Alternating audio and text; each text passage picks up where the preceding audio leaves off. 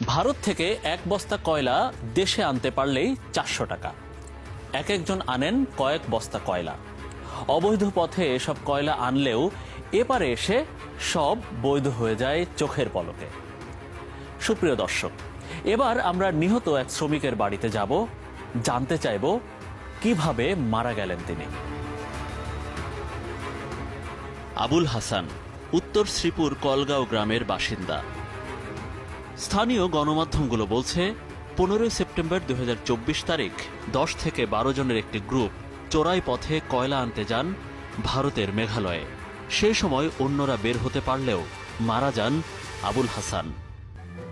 খুব অসহায়, সংসার চালানো কঠিন হয়ে পড়েছে পারুলের।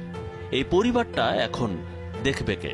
দেশের ভেতরে কম উপার্জনের কোনো কাজ করলে হয়তো বেঁচে থাকতেন, বাবা হারা হতে হতো না সন্তানগুলোকে। আমাদের অনুসন্ধান বলছে ভারতের মেঘালয়ে কয়লার সাথে সম্পর্ক কম বেশি 40 বছরের। 1979 সালে মেঘালয়ের কয়লা খনি থেকে 40,000 টন কয়লা উৎপাদন হতো। 2014 সালে তা এখন 60,000-এ গিয়ে পৌঁছে।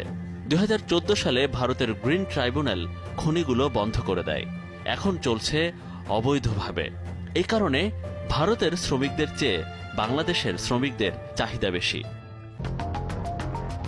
ভারতের মেঘালয়ে অ্যান্ডারসন, ডন মেজার ও খাসিয়াদের ব্যক্তিগত খনি রয়েছে।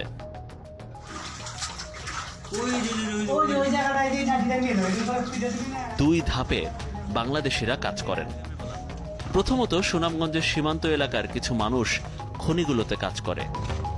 দ্বিতীয় ধাপে এই শ্রমিকরাই অবৈধ পথে দেশে নিয়ে আসে কয়লাগুলো। শুল্ক ফাঁকি দিয়ে চোরাইভাবে বিক্রি হয়। একই গদিতেই থাকছে বৈধ ও অবৈধ কয়লা।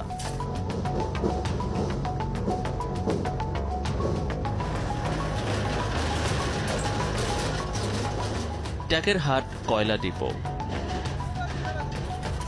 খনি থেকে সংগ্রহ করা কয়লা নিয়ে জমা করা হয় এখানেই।